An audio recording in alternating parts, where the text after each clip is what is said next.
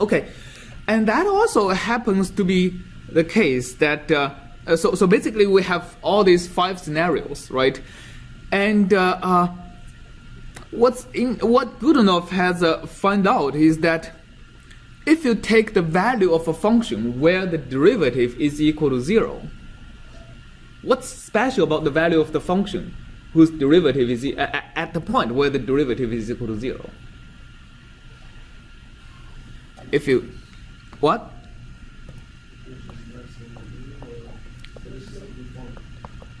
Yes, it's usually either a maximum or minimum, or like in very rare cases, happen to be a flat point, right?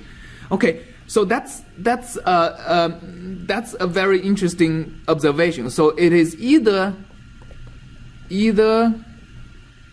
max or min of f over a certain region, and the region happens to be just between wi and wi plus 1, right? So basically f of w when w is in the interval of wi and wi plus 1. So the question here is, at least for Burger's equation, is it a maximum or minimum? It's a minimum, right? 0, because it's a minimum. So for Burger's equation, this is the case. All right, and so let's look for other scenarios to see if that still holds. So in this scenario, I'm taking the value on the left.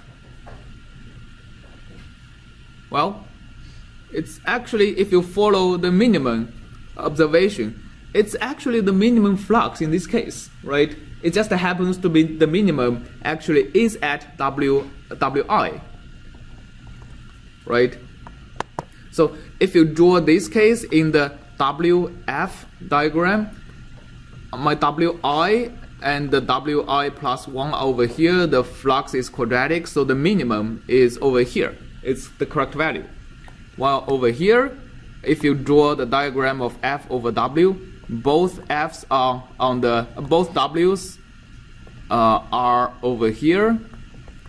And because I have a quadratic, the minimum is over here. So I take the Wi plus 1 value, which is correct, right?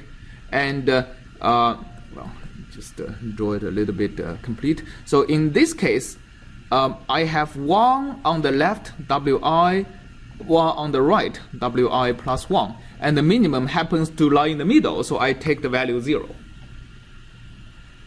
So, right, so Godunov scheme actually turns out to be pretty simple.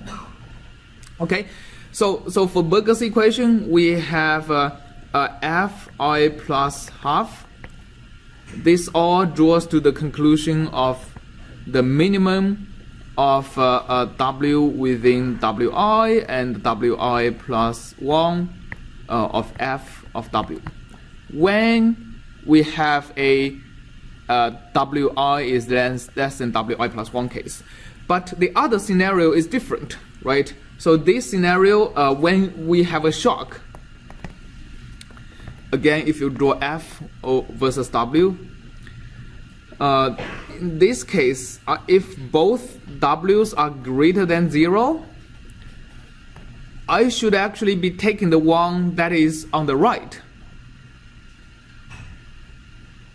right? I should be actually taking the maximum F, because the whole wave is moving towards the right, and I should be taking the higher one. All right. Similarly, this case, if I have a F, W like this, both are less than 0, I'm taking the one that is on the left, right? Because both waves are moving towards the left, I'm taking the more minus one. So actually, I should be taking the maximum of FW when W is in now Wi plus 1 and Wi when Wi plus 1 is less than Wi. Okay, so this actually is correct also for fluxes that are not convex but concave, which is actually the case in our project. In our project, the flux looks like something like this. Okay, the flux. I mean, we are looking at the flux of cars as a function of the density of cars, right? So when the density of cars are very small, although the cars are driving at fast speed, the flux is small because there are very few cars. Okay, when the density is at an optimal rate, optimal density, the highway is reaching in its maximum capacity. And when the density exceeds that optimal density, the cars slow down. And at some point, it becomes a parking lot where no cars are moving. The flux is equal to 0. Okay, so that's the flux we are moving here. As you see, it's a concave function as opposed to a convex function. And in that case, a shock wave would only happen when the density on the left is higher than the density on the right, which is opposite. I mean, you can do the characteristic analysis to figure that out, right? We only have characteristics that run into each other like this when the cars are denser on the left than on the right. So you can still follow the same analysis, exactly the same analysis to figure out the Godunov flux formula. This taking minimum or maximum, it's still going to be correct. All right. So this is the scheme that actually solves the exact Riemann problem, and the Riemann problem means the evolution of a discontinuity for infinitesimal amount of time. Okay. So that's called the Riemann problem. If you solve the Riemann problem analytically, you can figure out what's the value of the flux at the original interface after infinitesimal amount of time, and that is going to give you the correct flux to use at the interface. All right, any questions?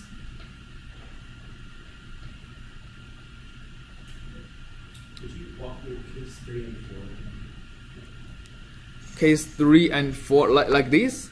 I think this is case 3 and 4. Is that right? Or are you looking for another case? It was just the page. The whole page. Oh, okay. So you're looking for. These are the cases. Okay, right. So case 3 and 4 are.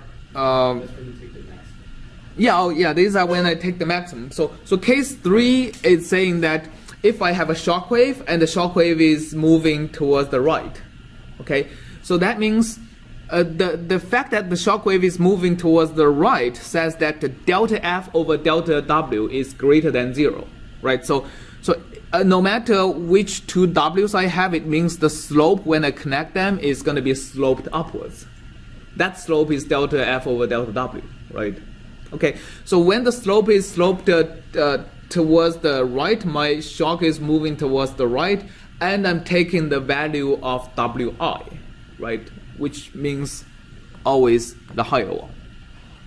On the other hand, if the shock is moving towards the left, which means if I connect, so let's say this is Wi plus 1, this is Wi. If I connect the slope looks sloping down. Now, because the shock is moving towards the left, I'm taking the Wi plus 1 value, which is again the highest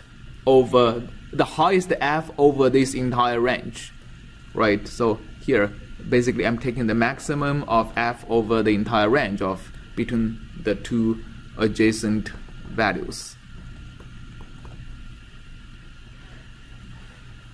Right? Make sense?